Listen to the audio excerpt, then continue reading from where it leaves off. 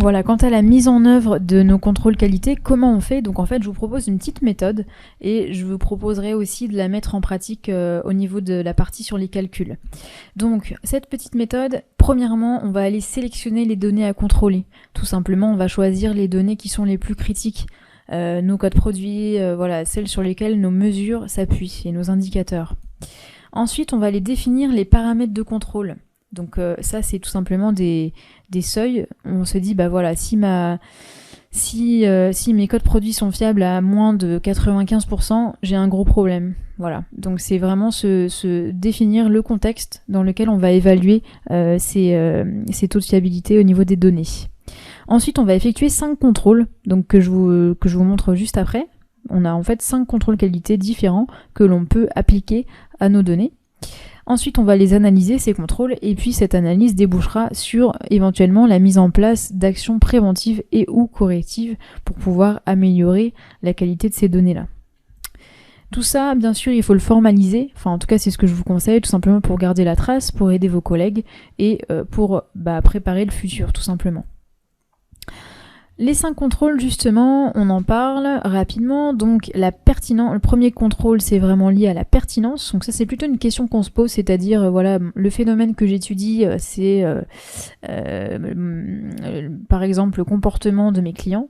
Est-ce que toutes mes données sont pertinentes? Donc ça, c'est pas forcément quelque chose qu'on mesure de manière vraiment numérique, mais en tout cas, c'est est-ce qu'il y a une corrélation entre mon phénomène et mes données? Typiquement, si j'ai des données sur la température par jour et que je veux étudier le comportement des clients sur les 3 derniers mois, il n'y a pas forcément corrélation. Alors si je vends des parasols, oui, il y a corrélation, mais si je vends des câbles USB, il y a peut-être moins de corrélation, donc la donnée est moins pertinente.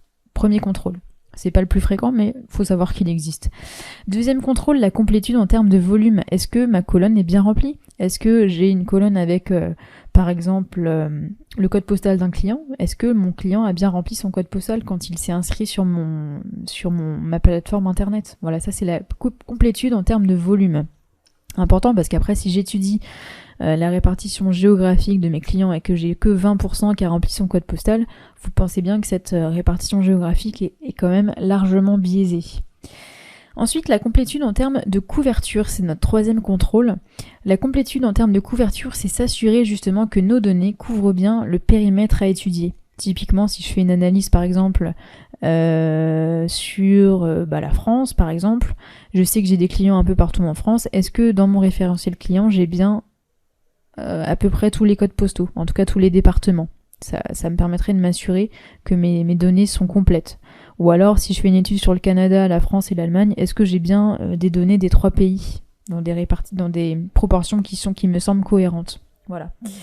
Troisièmement, la fiabilité. Donc ça, c'est quand ma donnée est présente, mais par contre, je vais aller regarder si elle est exploitable. Typiquement, quelque chose comme les codes postaux, justement, continuons là-dessus.